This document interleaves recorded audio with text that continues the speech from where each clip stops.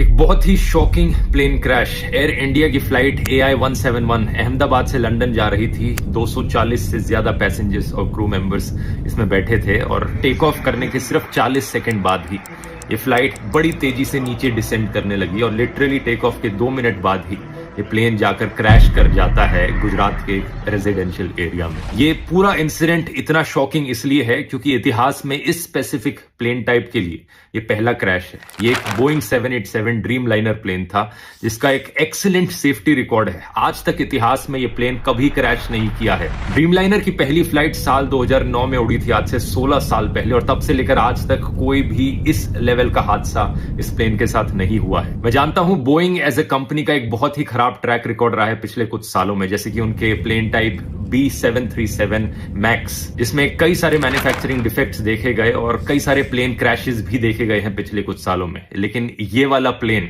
वो नहीं था। इस प्लेन का स्पेसिफिक कोड नंबर VTANB था, जिसे आप इंटरनेट पर जाकर सर्च करोगे तो सारा डेटा मिल जाएगा। ये 11 साल पुराना प्लेन था, कोई ज्यादा पुराना प्लेन नहीं था। ड्रीम लाइनर्स का लाइफ स्पैन 20 से 30 साल तक का होता है। जो पायलट इस प्लेन को उड़ा रहे थे, कैप्टन सुमित सबरवाल, उनका खुद का भी 8200 फ्लाइट आवर्स का फ्लाइट एक्सपीरियंस था, जो कि बहुत अच्छा होता है। तो पायलट भी इनएक्सपीरियंस नहीं थे। अगला सवाल आपके दिमाग में आएगा कि क्या वेदर खराब था? ऐसा भी नहीं था। 1:30 बजे दोपहर के ये क्रैश हुआ। वेदर कंडीशंस अगर देखी जाए तो लगभग 40 डिग्री सेल्सियस के आसपास का तापमान था। कोई ज्यादा तेज हवाएं नहीं चल रही थी। विजिबिलिटी जो थी बहुत ही अच्छी थी, 6 किलोमीटर से ज्यादा की विजिबिलिटी। तो ऐसे में सवाल उठता है कि यहां प्रॉब्लम कहां पर हुई। इसका असली जवाब हमें जल्द ही पता लगेगा। अभी प्लेन के ब्लैक बॉक्स से इंफॉर्मेशन को रिट्रीव किया जा रहा है, लेकिन मोस्ट लाइकली ये पूरा हादसा एक बहुत ही भयंकर टेक्निकल फेलियर का लग रहा है। क्या यहां पर कोई इंजन फेलियर हुआ है मेंटेनेंस फेलियर की वजह से? इसका असली जवाब तो हमें तभी पता लगेगा जब ब्लैक बॉक्स को रिट्रीव करके